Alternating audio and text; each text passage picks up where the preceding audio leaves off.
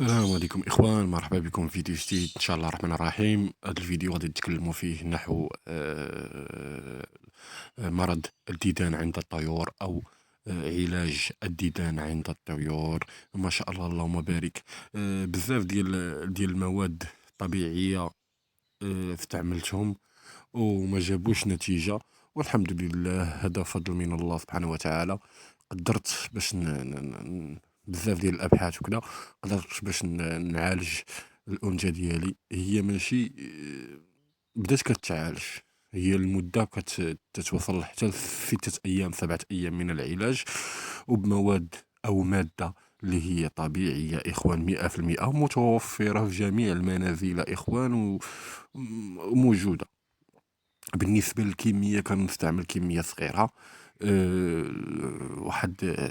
واحد نصف ملعقة، والحمد لله جاب النتيجة كما كتلاحظوا أمامكم إخوان.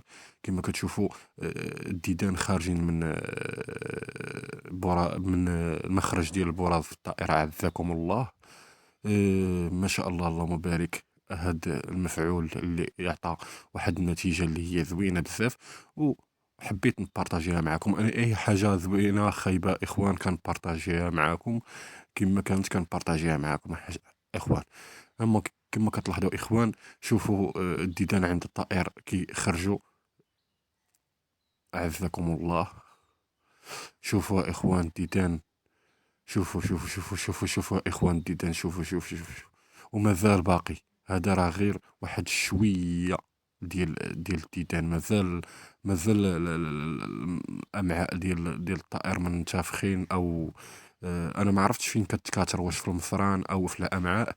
المهم انا قلت في المصران، حيت المصران هو اللي كان عندي يا اخوان منتفخ لواحد الدرجه ما تصوروش. ما عندي الحمد لله في الطائر انت ديال الحسون ما شاء الله بصحة جيدة. و...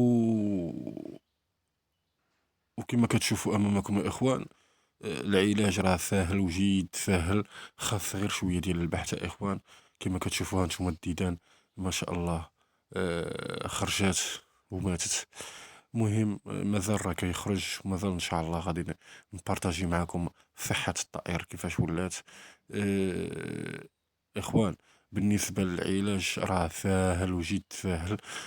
كما قلت لكم، نصف ملعقة كنغليها مع واحد الكأس، نصف كأس ديال الماء اخوان. دخلوا عندي